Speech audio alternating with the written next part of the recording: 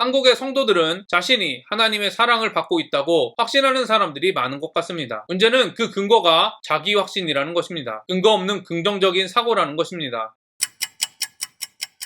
안녕하세요. 바이블 TMI의 마카리오스입니다. 오늘 본문은 느헤미야 2장 11절부터 20절입니다. 오늘 말씀은 느헤미야가 예루살렘에 도착한 후 이스라엘 백성들에게 성전을 재건하자고 권면하는 내용입니다. 오늘 말씀을 통해 기도응답, 솔직한 자기 점검의 중요성, 거룩을 위해 주어진 세 가지 동기부여에 대해 깊이 성찰하는 시간이 되기를 바랍니다. 내가 예루살렘에 이르러 머무른 지 사흘 만에 내 하나님께서 예루살렘을 위해 무엇을 할 것인지 내 마음에 주신 것을 내가 아무에게도 말하지 아니하고 밤에 일어나 몇몇 사람과 함께 나갈새 내가 탄 짐승 외에는 다른 짐승이 없더라. 학자들은 느헤미야가 바벨론에서 예루살렘으로 온 시간을 4개월 정도로 생각합니다. 왜냐하면 성경은 에스라가 바벨론에서 예루살렘으로 온 시간이 4개월 정도라고 기록하고 있기 때문입니다. 느헤미야는 4개월에 걸친 여정을 감수할 정도로 성벽 재건에 대한 열망이 컸습니다. 하지만 느헤미야는 예루살렘에 돌아온 후 3일이라는 시간 후에 성벽 재건을 위한 준비를 시작했습니다. 많은 학자들은 느헤미야가 여행의 여독을 풀기 위해서라고 생각합니다. 하지만 저는 문맥을 보면 느헤미야가 3일이라는 시간 동안 하나님께 기도했다는 것을 보여준다고 생각합니다. 내 하나님께서 예루살렘을 위해 무엇을 할 것인지 내 마음에 주신 것을, 물론 바벨론에 있을 때 하나님께서는 느헤미야에게 성벽 재건에 대한 비전을 보여주셨습니다. 그래서 저는 느헤미야가 하나님께 예루살렘 도착 후 어떤 방식으로 성벽 재건을 해야 하는지 묻는 기도를 했다고 생각합니다. 그리스도인은 자신의 문제에 대해 기도합니다. 하지만 저를 포함해 대부분의 그리스도인은 자신의 능력으로 문제를 해결하려고 할 때 가족이나 친구, 교회, 회사, 병원 등 다른 사람들의 도움을 받아 문제를 해결하려고 할 때 하나님께 기도를 하지만 간절히 기도하지는 않습니다. 왜냐하면 아직 믿을 구석이 있기 때문입니다. 하지만 자신의 능력에 대한 확신, 다른 사람의 도움에 대한 소망이 사라져갈수록 하나님의 도우심에 대한 간절함이 커집니다. 그래서 자신이 꼭 해결해야 할 중요한 문제에 대해 이런저런 소망이 무너져가면 갈수록 하나님께 더욱 간절히 기도합니다. 그리고 하나님께서는 사랑하는 자신의 백성들에게 문제를 해결해 주시겠다고 응답해 주십니다. 이쯤에서 여러분에게 질문하겠습니다. 하나님께서 문제를 해결해 주시겠다는 응답을 받았지만 아직 그 일이 이루어지지 않았을 때 여러분은 어떻게 반응하고 있습니까? 하나님의 응답을 받으면 어떻게 그 일을 해야 하는지 하나님께 방법을 묻지 않고 우리가 생각한 방법대로 행하고 있지는 않습니까? 부끄럽지만 저는 이런 경우가 너무 많은 것 같습니다. 물론 하나님께 응답을 받지 않은 상태에서 어떤 일을 행할 때가 더 많지만 하나님께 응답을 받았다고 믿는 일조차도 느헤미야처럼 하나님의 방법을 묻지 않고 저의 생각이나 교회의 방법, 세상의 방법대로 행할 때가 많습니다. 하나님의 기도 응답을 받은 후 어리석게도 다시 실패한 옛 방법을 사용하는 경우가 많습니다. 하나님의 방법에는 관심도 없고 자신의 방법대로 행하면서 하나님께 자신이 원하는 결과만 요구하는 파렴치한 사람이 바로 저라고 고백할 수밖에 없습니다. 저의 주변을 보아도 많은 사람들이 저와 같이 어리석게 행동합니다. 그러나 느헤미야는 그렇지 않았습니다. 기도 응답을 받은 후 자신의 방법이나 유대교의 전통, 사회적 관습의 방법대로 하지 않았습니다. 먼저 기도하며 하나님의 방법을 물어보았습니다. 하나님이 하시는 일은 하나님의 방법으로 이루어집니다. 저와 여러분의 문제를 하나님께 맡겼으면 문제를 해결하는 방법까지도 하나님께 맡기시기를 바랍니다. 그 밤에 골짜기 문으로 나가서 용정으로 본문에 이르는 동안에 보니 예루살렘 성벽이 다 무너졌고 성문은 불탔더라. 앞으로 나아가 샘문과 왕의 못에 이르러서는 한 짐승이 지나갈 곳이 없는지라. 그 밤에 시내를 따라 올라가서 성벽을 살펴본 후에 돌아서 골짜기 문으로 들어와 돌아왔으나 방백들은 내가 어디 갔었으며 무엇을 하였는지 알지 못하였고 나도 그 일을 유다 사람들에게나 제사장들에게나 귀족들에게나 방백들에게나 그 외에 일하는 자들에게 알리지 아니하다가 하나님의 방법을 들은 느헤미야가 가장 먼저 한 일은 아무에게도 알리지 않고 예루살렘의 상황을 파악한 일이었습니다. 상식적으로 생각하면 예루살렘에 연고가 없던 느헤미야는 예루살렘에 거주하고 있는 사람들의 도움을 받는 것이 효율적이었을 것입니다. 그러나 느헤미야는 성벽 재건에 있어서 다른 사람의 말에 휘둘리지 않기 위하여 아무에게도 말하지 않고 스스로 예루살렘의 상황을 판단하려고 했습니다. 성벽 재건이 하나님의 일이라는 것을 명확히 알고 있었기 때문에 하나님의 상황 판단에 더 귀 기울이기 위함이었습니다. 후에 그들에게 이르기를 우리가 당한 공경은 너희도 보고 있는 바라. 예루살렘이 황폐하고 성문이 불탔으니 자 예루살렘 성을 건축하여 통해서 다시 수치를 당하지 말자 하고, 또 그들에게 하나님의 선한 손이 나를 도우신 일과 왕이 내게 이른 말씀을 전하였더니 그들의 말이 일어나 건축하자 하고 모두 힘을 내어 이 선한 일을 하려 하매, 느헤미야는 사전조사와 정보수집, 구체적인 계획을 세운 후 백성들에게 예루살렘에 온 목적을 말했습니다. 무엇보다도 느헤미야는 성벽을 재건하기 전에 이렇게 말했습니다. 우리가 당한 공경은 너희도 보고 있는 바라. 예루살렘이 황폐하고 성문이 불탔으니. 느헤미야는 현실을 왜곡해서 보지 않았습니다. 예루살렘의 암울한 현주소를 정확하게 파악하고 말했습니다. 있는 그대로 받아들이고 그 자리부터 시작했습니다. 예전에 한국교회에 대한 한국 교인들의 인식을 조사한 적이 있었습니다. 한국교회가 문제가 있는가? 라는 질문에 10명 중 7명 정도는 문제가 있다고 대답했습니다. 반면에 자신이 다니는 교회에 문제가 있는가? 라는 질문에는 10명 중 7명 정도가 문제가 없다고 대답했습니다. 이 조사는 한국 교인들이 한국 교회에는 문제가 있다고 생각하지만 자신의 교회는 문제가 없다고 생각하고 있다는 것을 보여주고 있습니다. 아마도 자신에 대한 근거 없는 믿음을 가지고 있는 한국 사람들의 특징 때문일 것입니다. 제가 경험한 성도들만 그런지 모르겠지만 한국의 성도들은 자신이 하나님의 사랑을 받고 있다고 확신하는 사람들이 많은 것 같습니다. 문제는 그 근거가 자기 확신이라는 것입니다. 근거 없는 긍정적인 사고라는 것입니다. 여러분, 이스라엘 백성들이 자기 확신과 결코 망하지 않는다는 긍정적인 사고 때문에 생긴 선민사상 때문에 하나님께 회개하지 않고 망한 시대가 바로 지금 읽고 있는 느헤미야서가 기록하고 있는 바벨론 시대라는 것을 기억하십시오. 성벽 재건을 위해 하나님께서 느헤미야를 통해 이스라엘 백성들에게 하신 말씀이 바로 현실을 냉정하게 파악하고 바라보게 하셨다는 것을 기억하십시오. 긍정적인 사고가 하나님을 향한 신앙처럼 믿게 하는 사람들을 피하십시오. 근거 없이 천국이 보장된 것처럼 믿게 만드는 거짓 목회자들을 조심하십시오. 다른 성도들은 문제가 많지만 자신은 문제가 없다고 생각하게 만드는 사단의 계략에 넘어가지 마십시오. 하나님께서는 무너진 우리의 성벽을 재건하시기 위해 자신의 현실을 냉정하게 파악하고 바라보게 하신다는 사실을 기억하십시오. 느헤미야는 이스라엘 백성에게 먼저 절망적인 현실을 바라보게 했습니다. 그러나 여기서 그치지 않고 이렇게 말합니다. 예루살렘 성을 건축하여. 하지만 그냥 성을 건축하라고 말하지는 않습니다. 성을 지을 동기를 부여해 줍니다. 먼저 느헤미야는 이스라엘 백성들이 성을 지어야 되는 이유를 말합니다. 다시 수치를 당하지 말자 하고, 그리스도인 역시 거룩하지 못해 사단에게 수치를 당하지 않기 위하여 사단의 공격을 막아줄 수 있는 거룩으로 무장되어야 합니다. 이를 위해 예수님을 주인으로 다시 세워야 합니다. 복음으로 다시 무장되어야 합니다. 예수님이 우리의 주인이 아니라 내가 주인이 될수록 우리는 죄를 지음으로 사단을 주인으로 삼게 됩니다. 하나님의 자녀인 우리는 결코 다시 사단의 자녀가 될 수 없습니다. 사단의 자녀가 아닌 우리들이 사단을 주인으로 삼는 일만큼 치욕적인 일은 없을 것입니다. 저와 여러분이 죄를 지음으로 스스로 치욕적인 일을 행하지 않기 위해서는 하나님의 자녀의 모습인 거룩을 보여주어야 합니다. 그리고 하나님의 자녀의 모습을 보여주기 위해서는 반드시 복음으로 다시 무장해 우리 안에 예수님을 주인으로 인정해야 합니다. 두 번째로, 느헤미야는 성벽 재건이 인간의 계획이 아니라 하나님의 계획이라는 것을 보여주므로 성벽 재건의 동기부여를 하고 있습니다. 그들에게 하나님의 선한 손이 나를 도우신 일과 하나님의 성전과 성벽이 있던 예루살렘이 무너졌기 때문에 대부분의 이스라엘 사람들은 하나님이 자신들을 버렸다고 생각하고 있었습니다. 아마 이들은 자신들의 능력으로는 나라도 못 지켰다는 패배감에 휩싸였을 것입니다. 이런 절망적인 상황 속에서 느헤미야는 하나님께서 다시 성벽을 재건해 주시기로 계획하셨다고 말해주었습니다. 그리스도인 역시 마찬가지입니다. 거룩하지 못한 자신의 실제 모습을 보면 이스라엘 백성들과 같이 절망에 빠질 수밖에 없습니다. 그래서 예수님을 우리 안에 주인으로 모시는 일 역시 인간의 능력이 아니라 하나님의 계획이라는 것에 안도감을 느끼며 감사를 느낍니다. 또한 예수님의 거룩하심이 우리 안에 재건되었다는 사실을 믿음으로 하나님의 자녀의 모습으로 거룩하게 이 땅을 살아가기 위해 노력하는 것입니다. 거룩이 우리의 힘과 능력에 달려있는 것이 아니라 하나님의 계획 안에 있다는 사실이 얼마나 감사한지요. 마지막으로 느헤미야는 성벽 재건이 하나님의 계획뿐 아니라 실제로 이 땅에서 이미 진행되고 있다는 것을 보여주므로 성벽 재건의 동기부여를 하고 있습니다. 왕이 내게 이른 말씀을 전하였더니, 믿음으로 거룩을 위해 노력하는 그리스도인은 이 땅에서 실제로 거룩함을 조금씩 맛보게 되어 있습니다. 거룩을 방해하는 사단과 싸울 때 실제로 거룩을 맛본 사람과 그렇지 못한 사람의 차이는 클 수밖에 없습니다. 가끔 거룩을 경험하는 사람과 매일 거룩을 경험하는 사람이 느끼는 사단과 싸우는 동기부여는 다를 수밖에 없습니다. 저와 여러분이 매일 거룩을 경험함으로 사단과 싸우는 일의 필요성과 즐거움을 더욱 경험하게 되기를 간절히 소망합니다. 다시 한번 말씀드립니다. 오늘 말씀을 통해 하나님께서는 저와 여러분에게 거룩을 다시 세워야 하는 세 가지 동기부여를 해주셨습니다. 첫 번째는 죄를 지음으로 더 이상 사단의 노예가 되어 수치스러운 사람이 되지 말라는 것입니다. 하나님의 자녀로서의 정체성을 기억하시기를 바랍니다. 두 번째는 하나님이 택하신 그리스도인이 그리스도인인 우리들의 거룩은 하나님의 계획이기 때문에 반드시 주어진다는 것입니다. 하나님의 성품이 이미 주어진 사람이 그리스도인이라는 사실을 기억하시기를 바랍니다. 세 번째는 하나님의 계획은 실제로 이 땅에서 진행되고 있다는 것입니다. 하나님께서는 그리스도인에게 실제로 이 땅에서 거룩을 경험하게 하신다는 사실을 기억하시기를 바랍니다. 저와 여러분이 하나님이 주시는 세 가지 동기부여를 통해 거룩의 완성을 위해 사단과 더욱 싸우게 되기를 간절히 소망합니다. 제가 오늘 여러분과 적용하고 싶은 부분을 말씀드리겠습니다. 첫 번째, 하나님께서 문제를 해결해 주시겠다는 응답을 받았지만 아직 그 일이 이루어지지 않았을 때 자신의 반응을 돌아보시기를 바랍니다. 두 번째, 자신의 신앙의 현주소를 정확하게 파악하고 있습니까? 자신의 신앙의 현주소를 정확하게 보지 못하게 하는 요인이 무엇인지 찾아 제거하시기를 바랍니다. 세 번째, 성벽 재건을 위해 이스라엘 백성들의 삶에 영향을 준 세 가지 동기부여가 여러분의 삶에는 어떠한 영향을 주고 있는지 점검해 보시기를 바랍니다. 오늘도 행복한 하루가 되시기를 바랍니다.